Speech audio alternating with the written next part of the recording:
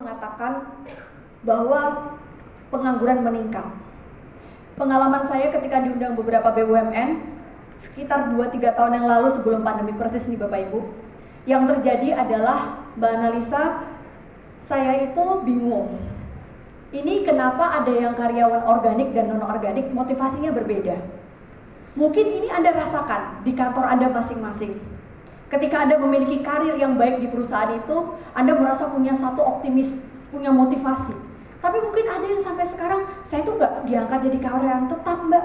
Apalagi ini bekerja sama dengan Bank Indonesia sebagai vendor, ini saya mencari apa ya, saya nggak tahu. Apakah cuma gara-gara harga Mami Poko, harga susu Morinaga? Kalau Anda cuma cari gaji Bapak Ibu, ternyata saya mendapatkan survei bahwa millennials nih kayaknya ya, banyak millennials boleh angkat tangan yang lahir 80 ke atas. Tadi goyang TikToknya kayak paling jago ya, 95 ke atas nih ya.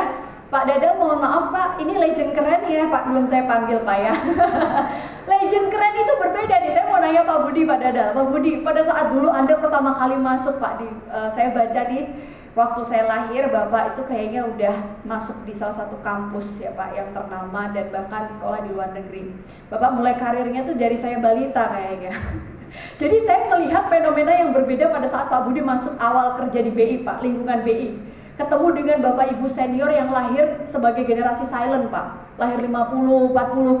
Apa Pak yang membedakan ketika Anda sekarang bertemu dengan generasi yang lahir tahun 95 ke atas dan 2000 ke atas Pak pada saat proses kerjanya? Apa yang membedakan? Interaksi apa Pak yang berbeda? Silakan Pak Budi. Iya. Dulu ketemu bos gimana Pak? Nggak ada WhatsApp Pak, nggak ada email gitu ya? Dulu ya ketika aku masuk. Iya Pak. Ya kalau menghadapi pimpinan saya itu kayaknya jauh banget. Ya. Ada jarak gitu ya Pak ya? Jarak ya. Betul. Mau ke belakang aja izin. Mohon izin, mau ngomong mohon izin gitu ya Pak?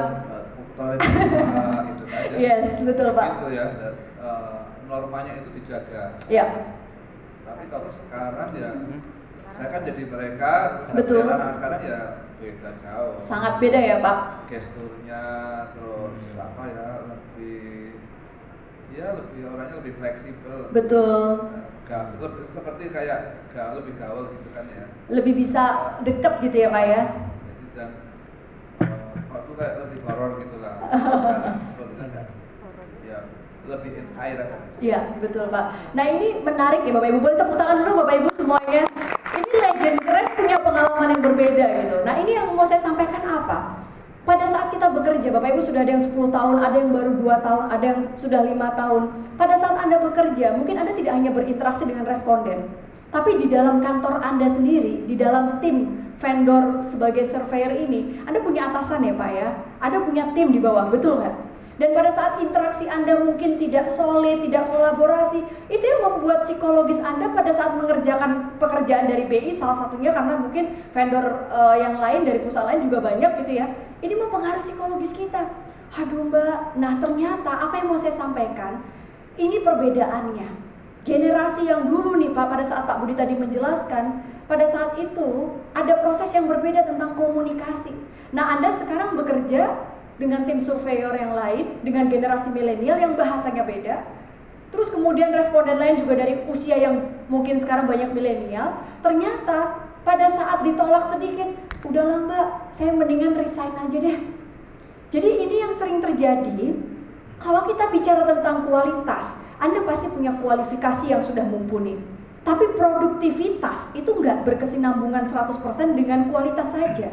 Tapi pada saat orang tidak memiliki motivasi yang mungkin sifatnya personal, bukan hanya dari BI sendiri, tapi bisa jadi interaksi Anda di kantor.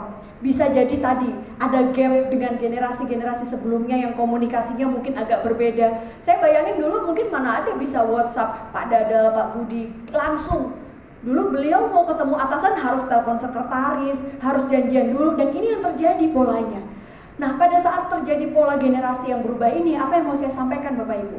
Sehingga kita merasa generasi makin sekarang, Mbak ada medsos, kayaknya enak dia punya online shop, kayaknya enak dia jadi YouTuber. Begitu ada kegagalan sedikit pada saat mengerjakan sesuatu, ini saya sebagai milenial juga ya Bapak Ibu ya, saya sering banget dicurhatin. Pernah waktu itu saya diundang oleh salah satu kantor perwakilan Bank Indonesia Pak. Selesai event, kebetulan mereka satu kantor perwakilan. Saya ngobrol dengan kepala kantornya waktu itu dari Sumatera Utara, Medan, Pak Dadal. Saya ngobrol di belakang, sesi santai.